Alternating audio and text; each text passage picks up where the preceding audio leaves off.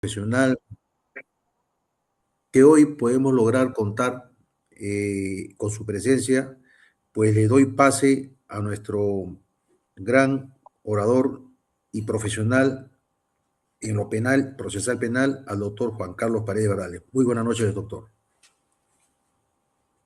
Estimados colegas y amigos, tengan todos ustedes muy buenas noches. En primer lugar, quiero agradecer la gentil invitación de los organizadores del evento que me permite estar con ustedes para compartir el día de hoy el tema el juicio oral, principios y secuencia preclusiva. Todos sabemos que el proceso penal es una gran conquista en la historia del derecho porque a través de él se preservan una serie de garantías, principios y derechos a favor no solamente del imputado, sino de todas las partes, y permite conocer, entre otras cosas, al juez natural, al juez predeterminado por la ley, las diferentes instancias sobre las cuales se va a producir el conocimiento de una causa determinada, las garantías asociadas a aquellos mandatos de actuación a los poderes públicos, las obligaciones a las cuales está sometido el Poder Judicial por imperio de la Constitución y de la ley, así también el Ministerio Público, como defensor de la legalidad y los catálogos de competencias de los señores abogados que defienden tanto a los imputados como a los demás sujetos procesales. En principio quisiera abordar, conforme al título materia de exposición, los principios del juicio oral, porque entiendo que es un tema muy importante que permite mejorar la performance profesional del abogado en general, sea que éste se desempeñe como abogado defensor, como abogado representante del Ministerio Público, como abogado juez, como abogado procurador o de cualquier otro sujeto procesal. En ese sentido, podríamos decir de manera esencial que siendo las etapas del proceso esencialmente tres en la doctrina, aunque algunos autores obviamente tienen otro tipo de clasificaciones, podríamos decir que las partes o las etapas del proceso penal básicamente son la investigación preparatoria, la etapa intermedia y el juicio oral. Justamente esta última etapa, la que es materia de exposición el día de hoy, alusivo al tema de los principios. En ese sentido, primero quisiera destacar el principio de la oralidad. La oralidad como principio, la oralidad como herramienta consagrada en los tratados internacionales, en la Constitución Política del Perú, de manera implícita, y en el Código Procesal Penal y las normas especiales o conexas que podrían citarse válidamente, significa básicamente el uso del lenguaje hablado.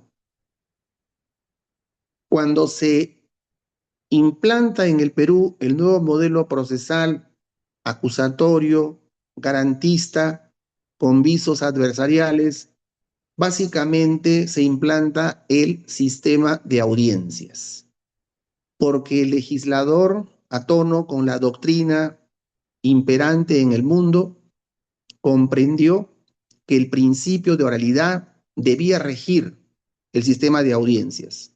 En consecuencia, por el paso de la historia, por el paso a una tecnología más calificada, a una evolución del derecho o a esa suma de factores, la oralidad significaba un instrumento esencial para la comunicación entre los actores del proceso. La oralidad significa esencialmente el uso del lenguaje hablado, pero aquí habría que hacer una serie de disquisiciones. La oralidad no siempre significa el uso del lenguaje más sofisticado, más técnico, más científico, sino que ello está determinado en función de la naturaleza del tema controvertido. Y en este punto quisiera ser muy claro al precisar que, en mi modesto concepto, el mejor abogado es aquel que se deja entender, es aquel que es claro en la comunicación, que es ordenado, preciso, concreto,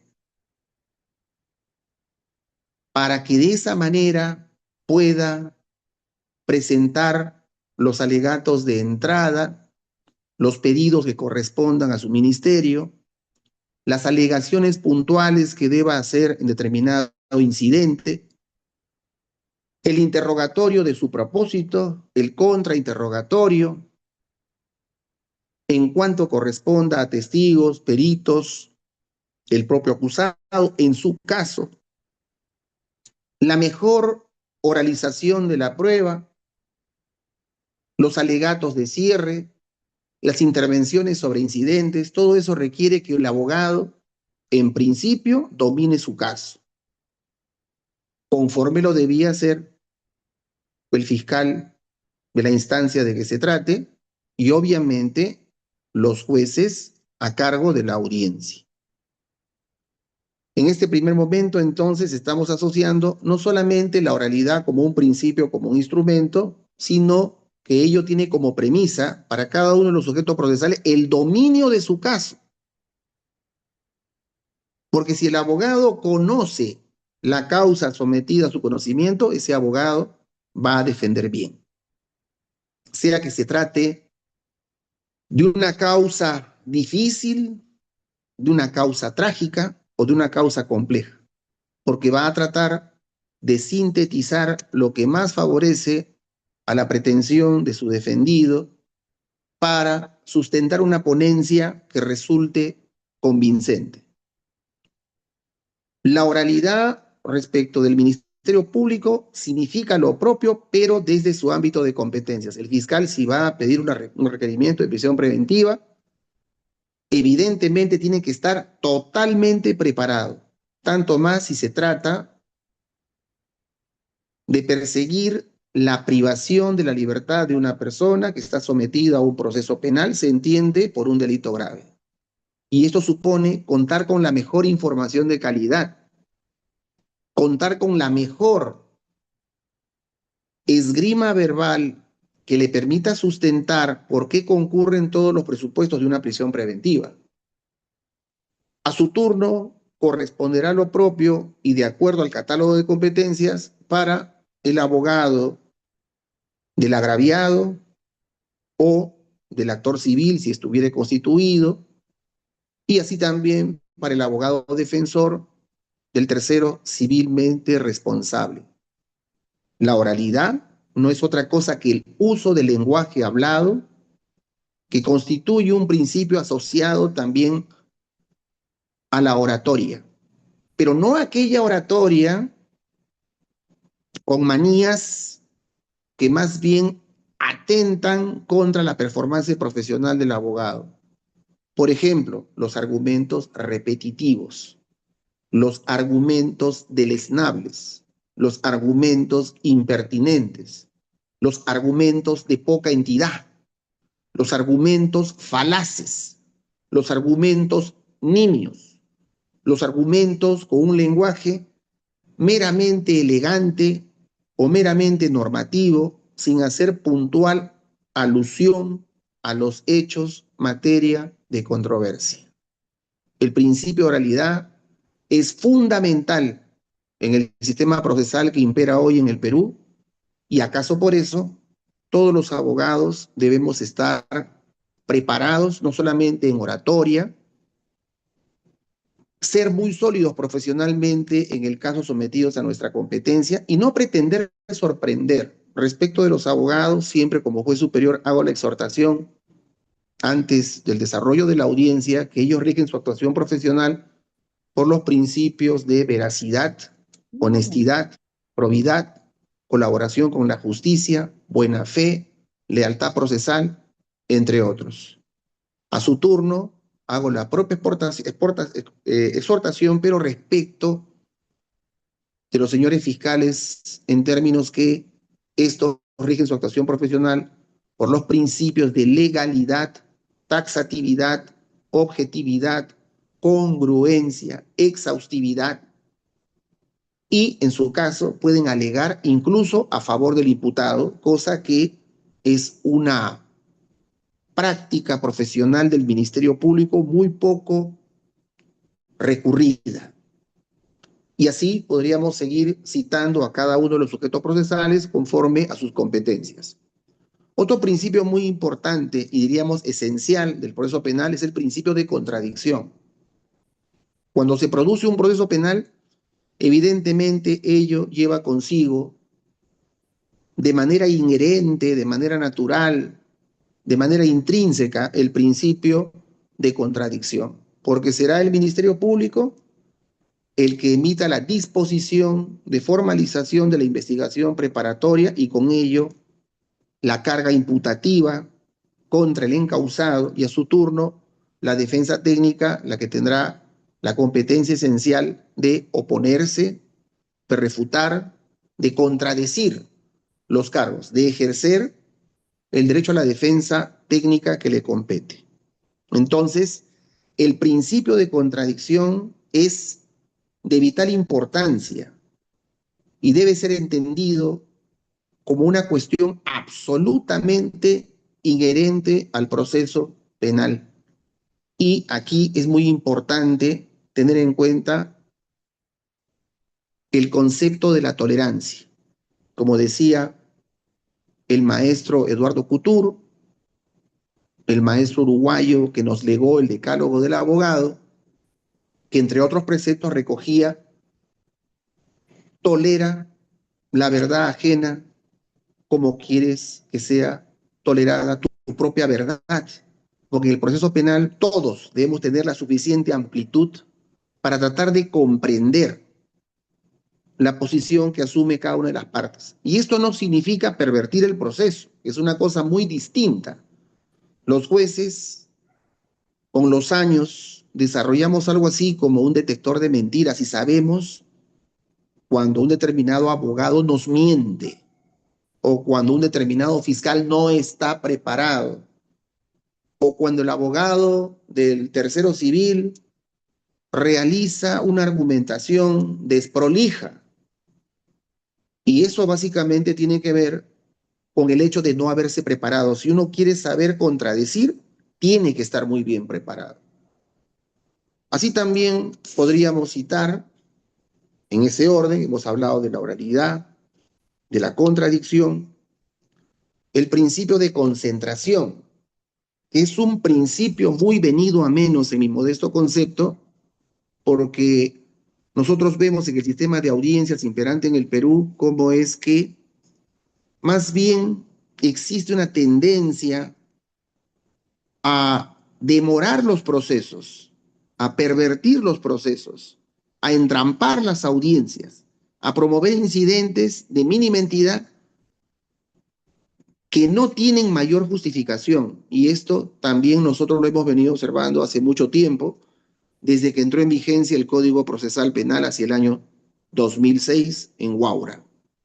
Porque hay juicios orales que en mi modesto concepto deberían acabar en un día o quizás en 2 sesiones, pero sin embargo se promueven una serie de articulaciones, se insume más tiempo del necesario, se plantean incidentes sin mayor fundamento y todo eso atenta contra el proceso eficiente. Una cosa que aprendí en diferentes cursos de especialización en otros países, Costa Rica, con un sistema mucho más oral que el nuestro, Puerto Rico, con una raigambre muy propia del common law, en Ecuador, acá nomás, donde las audiencias son mucho más expeditivas, más aún Chile, por supuesto que sí, porque tiene una capacidad de síntesis y una capacidad de concreción que todavía no se advierte en el sistema de justicia del Perú como una manifestación de una justicia eficiente. Nosotros creemos que la contradicción supone como premisa que cada uno de los sujetos se encuentre completamente preparado en la causa sometida a su conocimiento. El dominio debe ser absoluto. En ese orden, también podríamos abordar de manera muy didáctica el principio decíamos, de concentración antes de terminarlo, es un principio que lo que procura es resumir las diligencias que se van a llevar a cabo en aras de que solamente verse sobre la información de calidad que le va a permitir al juez mejor resolver. Si se tratan de una gran cantidad de pasos, estos pueden ser resumidos solo al mínimo necesario. Si se trata de un sobrediscurso, las partes pueden limitarse solamente a abordar el tema controvertido, porque conocen con detalle lo que ha sido la disposición de formalización, los traslados respectivos, los escritos presentados por las partes, y esto supone una gran capacidad de síntesis. Como decía alguna vez algún colega de hace unos 40 años, a quien tuve el gusto de conocer, un gran jurista, me decía que uno de los mejores abogados es aquel que tiene la capacidad de desenmarañar la compleja trama de un proceso penal, aquel que es más sencillo, más claro, más didáctico, más preciso y que tiene más capacidad para convencer. La concentración es una de esas manifestaciones y es un principio. Y en esa misma línea tenemos el principio de celeridad. La celeridad no es otra cosa que la rapidez, que obviamente va a estar asociada a si es un proceso común, sencillo, si es un proceso complejo, si es un proceso con causa difícil, con causa trágica, o con una gran cantidad de pluralidad o una gran cantidad de imputados y agraviados. Y decimos esto porque obviamente no todos los procesos son de la misma dificultad. Pero eso no significa que perdamos de vista el principio de celeridad, por mucho que haya una gran cantidad de procesados o de agraviados. Es connatural a la ética profesional que los señores abogados que asumen la defensa de estos casos, sea de los imputados o los agraviados, tengan esa convicción de que la audiencia se desarrolle en el tiempo necesario, en el tiempo que deba insumir una intervención eficiente. A veces se confunde la eficiencia con el estereotipo de considerar que porque un abogado se demora más, habla mejor, que porque repite más, es mejor orador, que porque redunda más, es más convincente. Eso es falso. Los jueces que estamos sentados en un tribunal, escuchamos atentamente y más bien apreciamos a aquel que no miente, a aquel que da una información calificada, aquel que hace referencia a una prueba contundente o a un conjunto de indicios o contraindicios que sustentan su posición, sea del instituto de que se trate, y obviamente ese abogado que tiene esa versación, que tiene esa calificación, que tiene esa performance profesional, de modo natural va a ser estimado en el mercado. No se trata de hablar más, sino de hablar mejor. Y la celeridad ciertamente es un principio directamente asociado, no porque el objetivo sea terminar rápido, sino porque el objetivo es encontrar una relación directamente proporcional en el tiempo que se insume y la calidad de los argumentos. El principio de información de calidad. No se trata de amontonar al juez de información irrelevante, deleznable,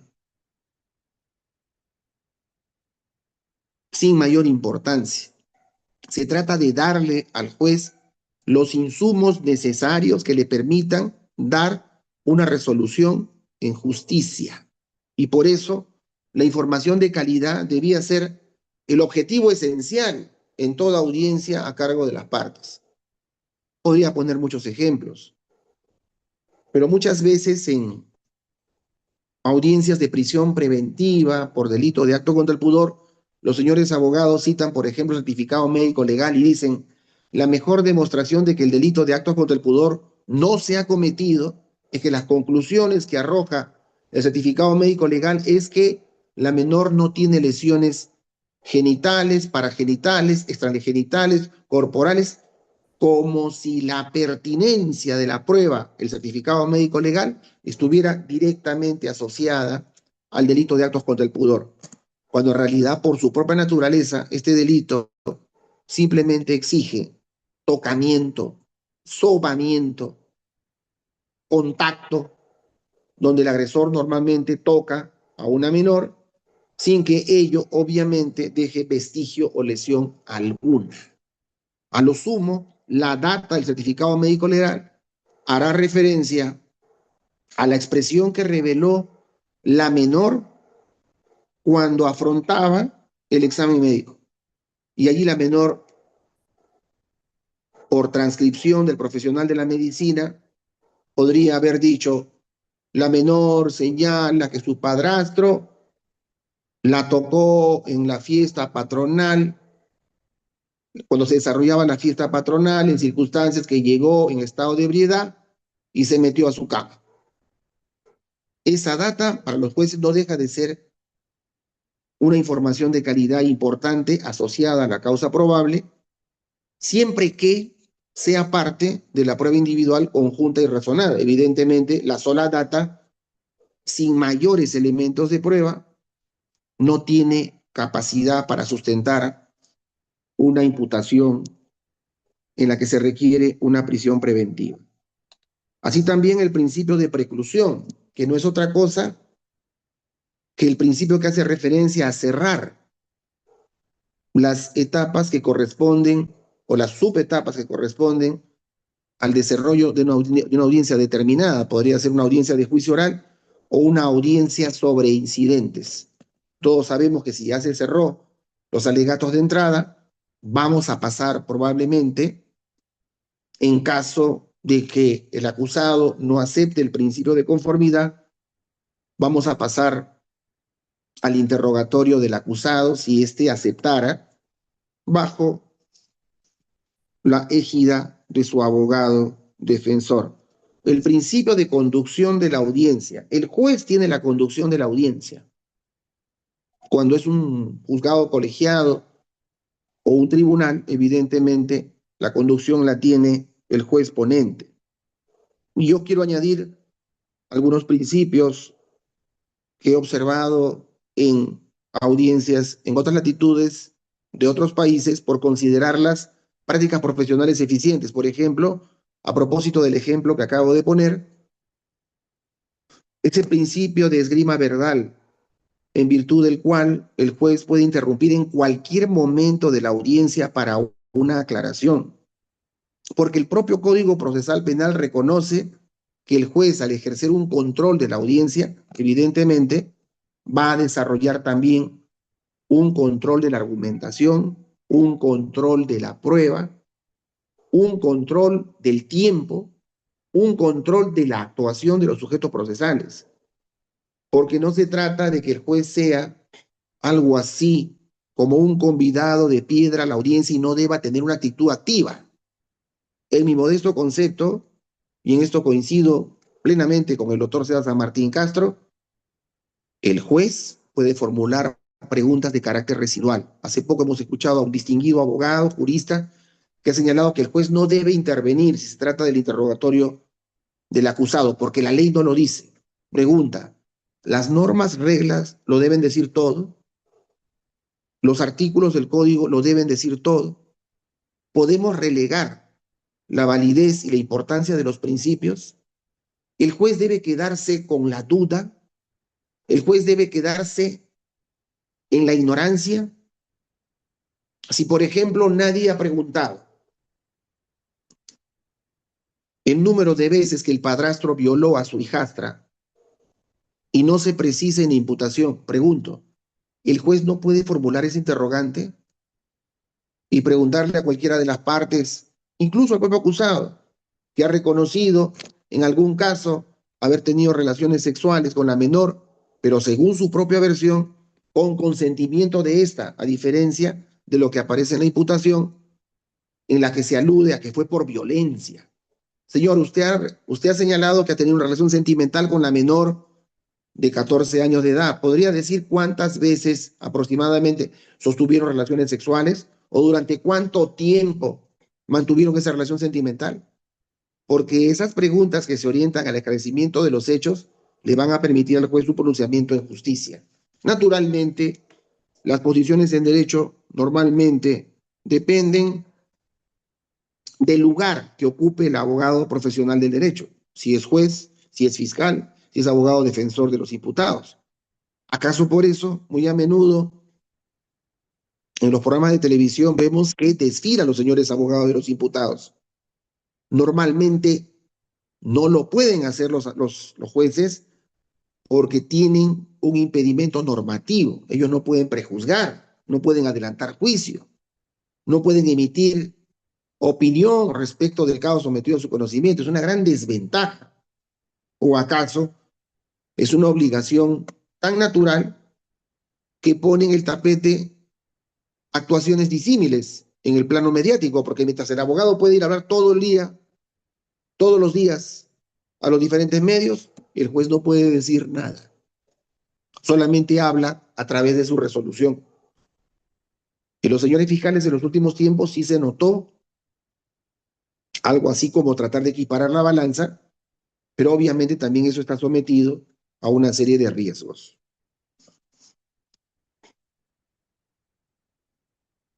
Así también podríamos hablar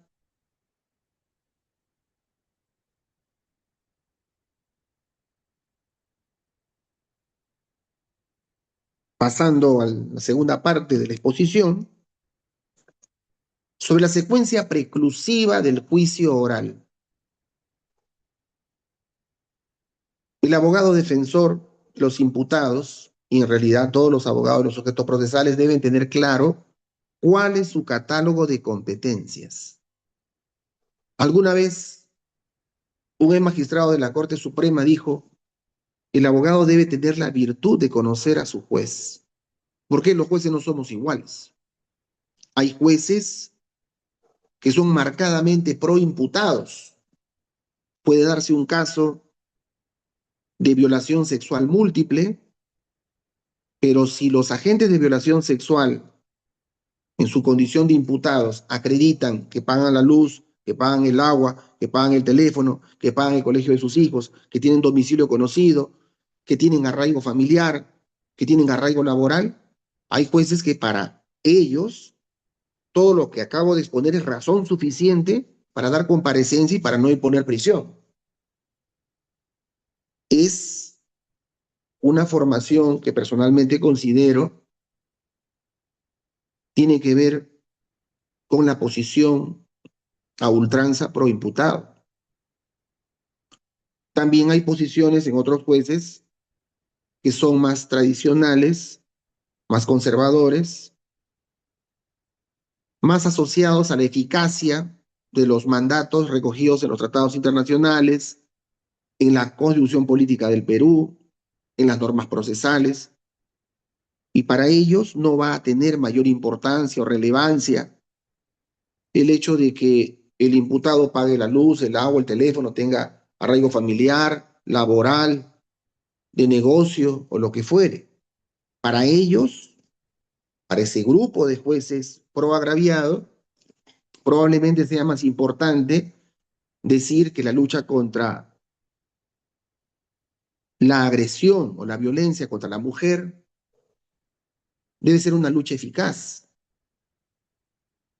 debe merecer un servicio de justicia eficiente y por tanto los principios recogidos en los tratados internacionales deben tener un directo correlato con un servicio de justicia eficaz. A modo de ejemplo, podemos citar el principio de diligencia debida, recogido en el artículo 7, literal D, de la Convención de Belén do Pará, donde, entre otras cosas, se dice que los Estados partes se comprometen a desarrollar todas las acciones necesarias destinadas a identificar, perseguir, juzgar y sancionar a los responsables de violencia contra la mujer. Y particularmente tratándose de agresiones sexuales en niñas. Seguramente para ese juez más importante será constatar la gravedad del delito conforme a la prueba estándar a nivel de la investigación preparatoria, qué dijo la niña en cámara Gesell, cuáles fueron las conclusiones del certificado médico legal, sexo contra natura reciente, la pericia psicológica que da cuenta de una serie de conclusiones que la menor está sumamente afectada en el ámbito psicológico, cognitivo, conductual, y para ese juez, de repente más sensible, más pro agraviado, más pro mujer, pro niña, una decisión más justa, conforme a su concepción, será darle prisión preventiva a ese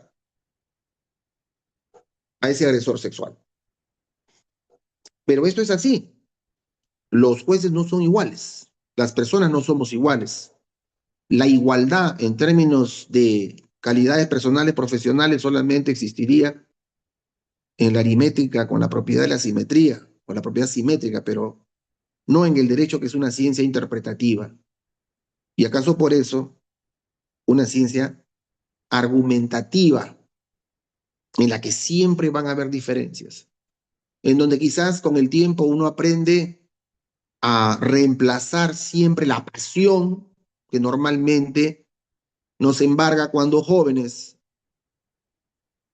para cambiarla siempre por la razón. Por eso hay una obra intitulada Las razones del derecho. Y obviamente cada quien asume una determinada posición. Respecto a la secuencia preclusiva del juicio oral, debemos decir de manera esencial que para que exista un juicio oral, el primer paso que da el juez de juzgamiento, sea unipersonal, colegiado o tribunal superior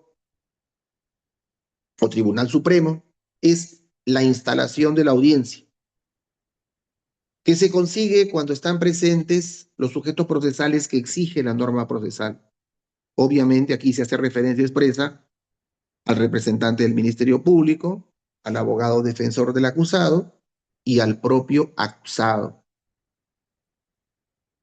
La ausencia de cualquiera de estos impide la instalación del juicio oral. Después del mismo, normalmente se producen los alegatos de entrada, que sería el segundo paso. Los alegatos de entrada de cargo del Ministerio Público, porque es el que postula los hechos, las pruebas, las calificaciones jurídicas y la pretensión concreta, que tiene un ámbito sobre el objeto penal y otro sobre el objeto civil. A su turno, harán lo propio los abogados de cada uno de los sujetos procesales. Si solo concurriera la defensa técnica del acusado, este obviamente podría asumir diferentes posiciones. Una, la de allanarse a los alegatos de entrada del Ministerio Público, que es una posición muy poco recurrente, salvo en aquellos casos en los cuales se materializa el principio de conformidad. Otro, cuando incluso la conformidad puede ser parcial, el abogado y el acusado aceptan los hechos, pero no aceptan el derecho o no aceptan la pena o no aceptan la reparación civil, en cuyo caso se hablará de una conformidad parcial. Pero las más de las veces esto no se produce, sino más bien que el abogado considera a su patrocinado inocente, el acusado se considera inocente y obviamente aquí se produce un tema controvertido que comprende no solamente los hechos, las pruebas, el derecho, la pena y la reparación civil, sino también una serie de articulaciones que surgen en el curso de la audiencia sobre juicio oral. Luego de los alegatos de entrada a cargo de las partes, corresponde el principio de conformidad, en virtud del cual el juez ponente o el juez de juzgamiento que corresponda le da los alcances de lo que es la conclusión anticipada del juicio oral al acusado y le pregunta si es responsable de los cargos que le ha formulado el Ministerio Público, a cuyo efecto, obviamente, antes de responder, debe coordinar la respuesta con su abogado defensor técnico. Como hemos dicho, la conformidad puede ser total, la conformidad puede ser parcial, o lo que ocurre frecuentemente es el rechazo de los cargos. Y con ello se inicia la actividad probatoria. Pero aquí quería dejar constancia que recientemente, a través de algunas ponencias del juez supremo Luján Túpez, se ha proclamado como uno de los criterios de validez para el principio de conformidad que aún cuando se hubiere aceptado los cargos y la conformidad fuera total respecto de la pena, perdón, respecto de los hechos, la pena y la reparación civil, la Corte Suprema ha impuesto a los jueces de juzgamiento una obligación adicional, independientemente de la aceptación total de los cargos, el juez de juzgamiento debe hacer una motivación probatoria escueta pero suficiente que impida afectar la garantía de la prueba como instituto la prueba de cargo como instituto destructor del principio de presunción de inocencia. Si no ha habido aceptación de los cargos, principio de conformidad, conclusión anticipada de juicio oral, o como ustedes prefieran llamarlo, obviamente se inicia la actividad probatoria que arranca con el interrogatorio del acusado a cargo del Ministerio Público. Después de los abogados que corresponden a los demás sujetos procesales, terminando con el abogado defensor del propio acusado, conforme lo establece la norma procesal. La pregunta debe ser clara, debe ser directa, debe ser entendible. La pregunta no puede ser ambigua, oscura, capciosa, puesto que así lo exige la norma, pero también así lo exige el sentido común. Lo que quiere el juez de juzgamiento es encontrar la verdad, descubrir la verdad a través del esclarecimiento de los hechos. ¿Dónde se logra esa verdad? En el proceso. Perdón. Estoy con una gripe muy fuerte, pero el compromiso de estar con ustedes es más importante. Yo quería decir aquí que hace poco un distinguido jurista ha dicho que debemos acabar con los jueces inquisitivos, aquellos jueces que buscan la verdad. Yo pienso que es una información que es una falacia perfecta. Si el proceso penal no procura la verdad para un procedimiento de justicia, entonces, ¿qué procura el proceso penal? Pregunto, ¿la mentira? ¿Quién miente mejor? ¿Quién aduce mejor? ¿Quién articula mejor? ¿Quién simula mejor? ¿Quién es más histriónico, más artista, más mentiroso? No. Lo que procura el proceso penal es el esclarecimiento de los hechos para llegar a la verdad en el proceso. Que a veces la verdad en el proceso puede coincidir con la verdad histórica, sí. Que a veces va a coincidir solo en un 90%, 80, 70%, sí. Y que a veces no va a coincidir nada porque hubieron falencias en el proceso, el Ministerio Público no hizo bien su trabajo, la policía no hizo bien su trabajo, se trató de un fiscal inepto, de un policía corrupto, o de cualquier otro sujeto procesado, un fiscal corrupto, un juez corrupto. Desgraciadamente, ese es el escenario de la justicia penal en el Perú. Son una suma de factores que muchas veces condicionan la calidad, la validez, la legitimidad de un proceso penal, porque la justicia es un valor apreciado por todos.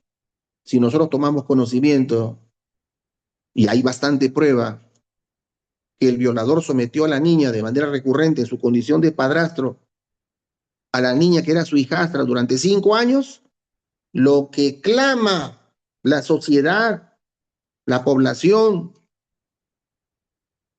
es justicia. ¿O ustedes creen que clama la mentira, faltar a la verdad, hacerse loco o incurrir en corrupción? No.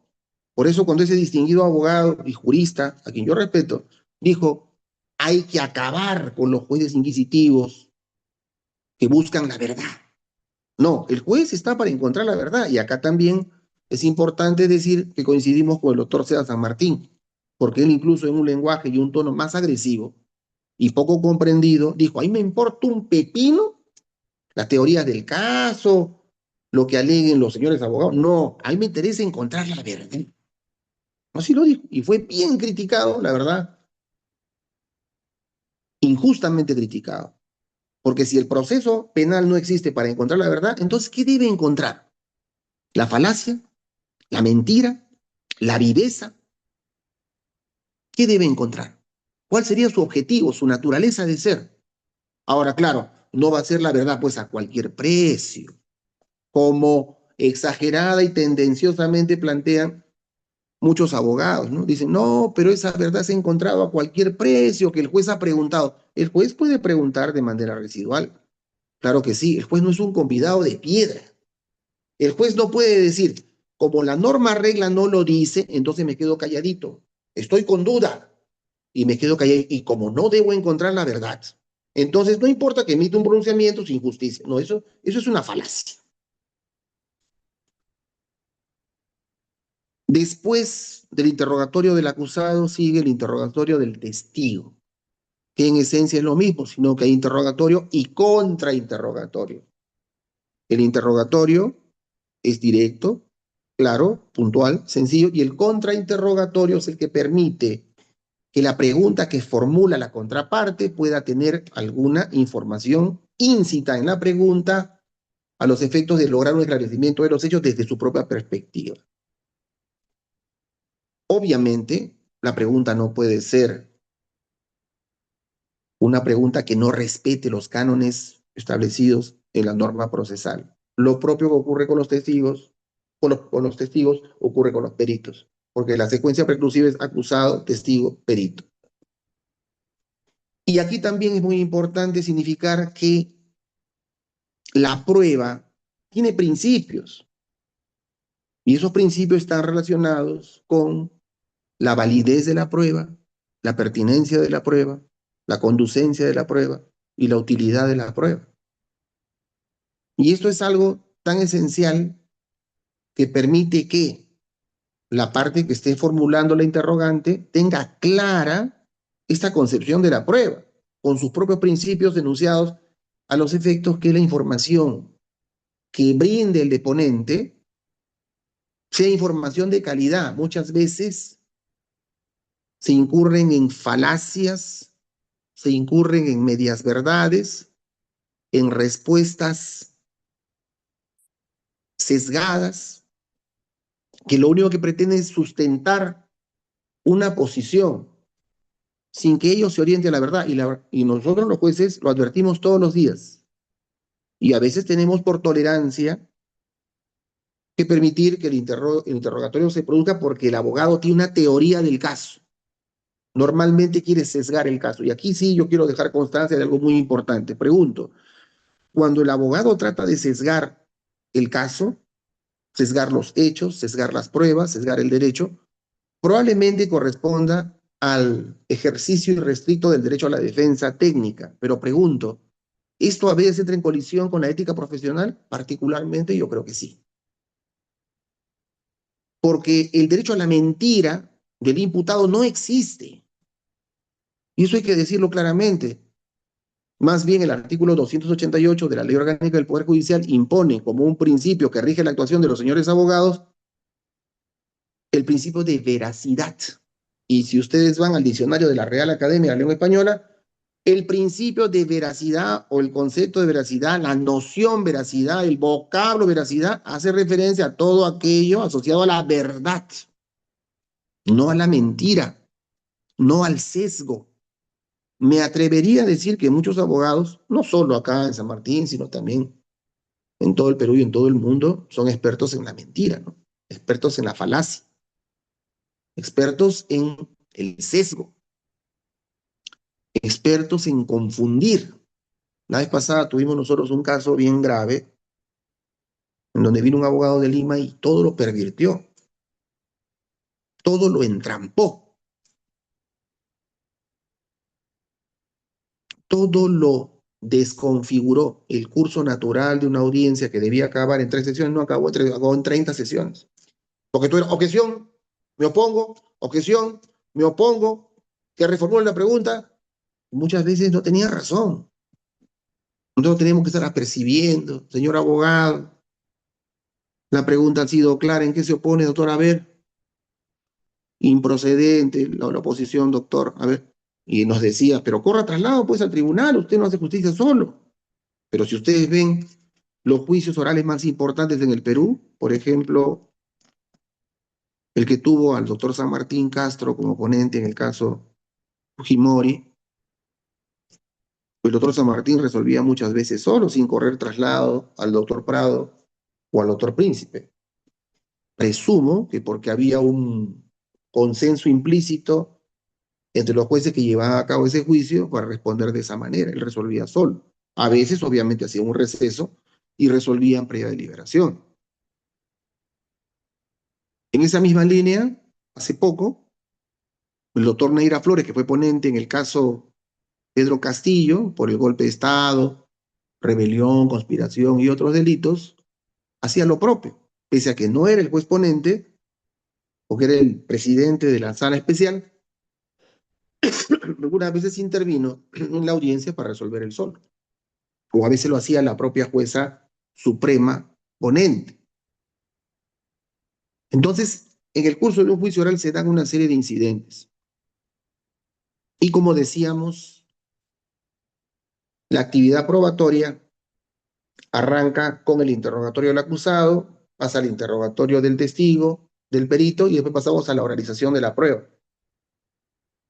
La oralización de la prueba no es otra cosa que leer la parte pertinente de la prueba instrumental y emitir una conclusión. Muchos abogados se valen de esta estación para hacer mini alegatos y se extienden en el tiempo. Y acá otra vez volvemos al punto de preguntarnos cuán ético es ese tipo de proceder.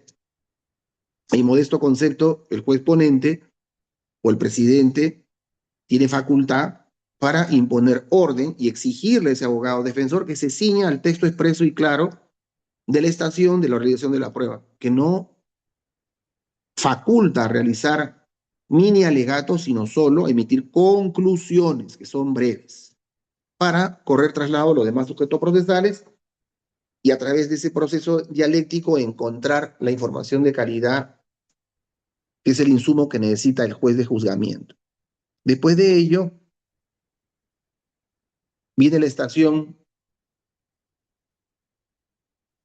de los alegatos de cierre, que empieza con la misma dinámica que los alegatos de entrada. Estamos hablando obviamente del juicio de primera instancia, es el fiscal provincial, en su caso el fiscal superior, en su caso el fiscal supremo, depende si se trata de procesos especiales o de altos funcionarios, en donde el Ministerio Público va a formular sus alegatos de cierre que comprenden básicamente 4 partes. Muchos dicen que son 3, yo diría que son 4. Los hechos, las pruebas, el derecho y qué es lo que pretende, qué es lo que pide. ¿Ha variado en algo la acusación primigenia respecto de la pena o la reparación civil? Podría variar. En un juicio pueden pasar muchas cosas. Imaginemos que en el curso del juicio que ha demorado 2 años, se debe aplicar la ley 31751 porque la causa ha prescrito. De repente no ha prescrito para todos los delitos, pero ha prescrito para uno, para dos. Inmediatamente se va a formular el incidente por parte del Ministerio Público, del abogado defensor o incluso de oficio por el Tribunal de Juzgamiento. Y finalmente, después de la propia dinámica de que habla el fiscal, los demás abogados, el último es el abogado defensor del acusado, viene la estación de las últimas palabras, que muchas veces es una estación descuidada por los señores abogados. La estación de la última palabra, después de lo que es el interrogatorio, debía suponer una etapa muy importante en la búsqueda de la verdad, el esclarecimiento de los hechos o el derecho a ser oído de parte del imputado. Particularmente cuando un acusado está bien preparado, y muchas veces lo hemos sentido así en el curso de las audiencias. Tuvimos un caso de violación donde después de un careo, el imputado le dijo a su ex enamorada: yo nunca te he violado a ti. Tú me has denunciado porque yo te dejé y me metí con tu mejor amiga, que era Giovanna, y establecí una relación sentimental. Y tú te enteraste que yo había tenido relaciones sexuales con Giovanna y por eso me denunciaste. Y por eso estoy en este juicio oral. Pero yo a ti nunca te violé. Tú dices que habíamos tenido relaciones sexuales en 30 oportunidades. Mentira. Ha sido en muchísimas más ocasiones. Ha sido en la chacra, ha sido en mi electrónica, ha sido en tu casa, cuando tus padres se iban, ha sido en mi casa. Y entonces esa contundencia en el interrogatorio del acusado, más lo que dice las últimas palabras, porque uno se da cuenta a través del principio de inmediación cuando el acusado se desata en una serie de emociones propias del que es inocente. Naturalmente, también hay acusados en un altísimo porcentaje que prefieren el histrionismo, y eso también se advierte. Aunque, como dice el maestro César San Martín, uno debe partir de la prueba y de lo que dicen, no de las impresiones subjetivas que uno puede asumir desde ver o apreciar el semblante, la voz, las lágrimas, el sudor, independientemente de que ello pueda tener alguna contribución en el esclarecimiento de los hechos. Después de la última palabra, se suspende la audiencia y ese receso permite la deliberación respectiva, si es un tribunal, para que puedan deliberar y votar, y si es un juez unipersonal, para que ese se pueda tomar el tiempo necesario para estudiar absolutamente todo y poder emitir un pronunciamiento en justicia, que no es otra cosa que una sentencia.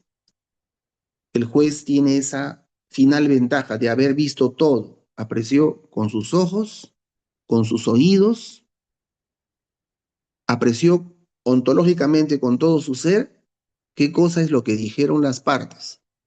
Y por eso la importancia de que la decisión se emita en el tiempo más cercano a la culminación de la audiencia. Tratándose de sala, por ejemplo, nosotros tenemos 10 días para emitir la sentencia. Yo particularmente soy partidario de leer la sentencia al día siguiente o en el tiempo más breve posible, porque la memoria está fresca, el recuerdo está muy cercano, está vivo, pero si lo pongo al 10.º día, en el interín de los 10 días, puedo tener 20 audiencias, 30 audiencias, y eso puede de alguna manera alterar la memoria, lo que ciertamente no es una práctica compatible, no solamente con la justicia eficiente, sino con las garantías de certeza y seguridad en la emisión del pronunciamiento. Estimados colegas y amigos, me he demorado puntualmente 1 hora y quedo llano a cualquier pregunta que deseen formular. Gracias.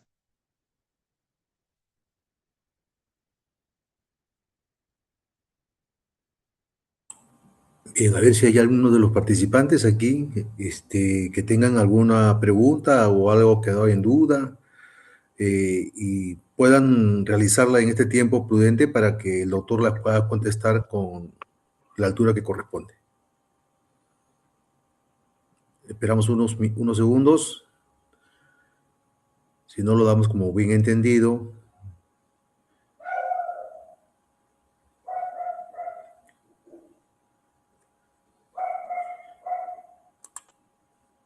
Bien, doctor.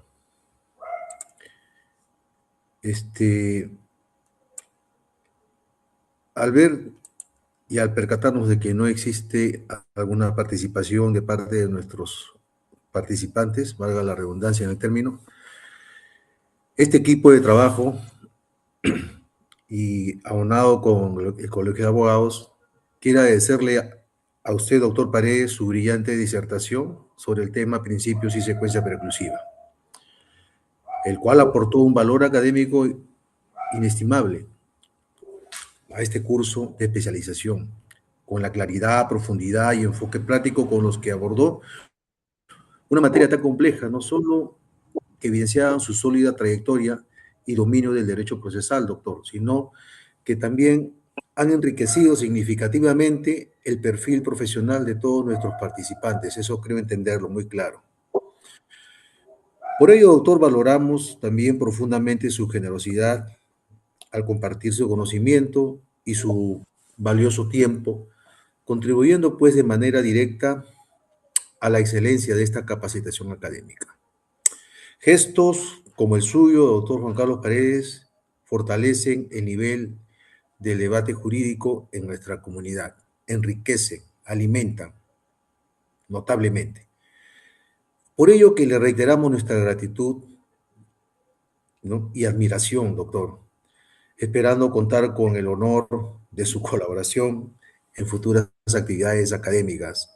Le rindo un abrazo y un aplauso a usted, doctor. Gracias por Muchas su conexión. gracias. Muchas gracias. Hasta pronto. Hasta pronto. Cerramos esta sesión.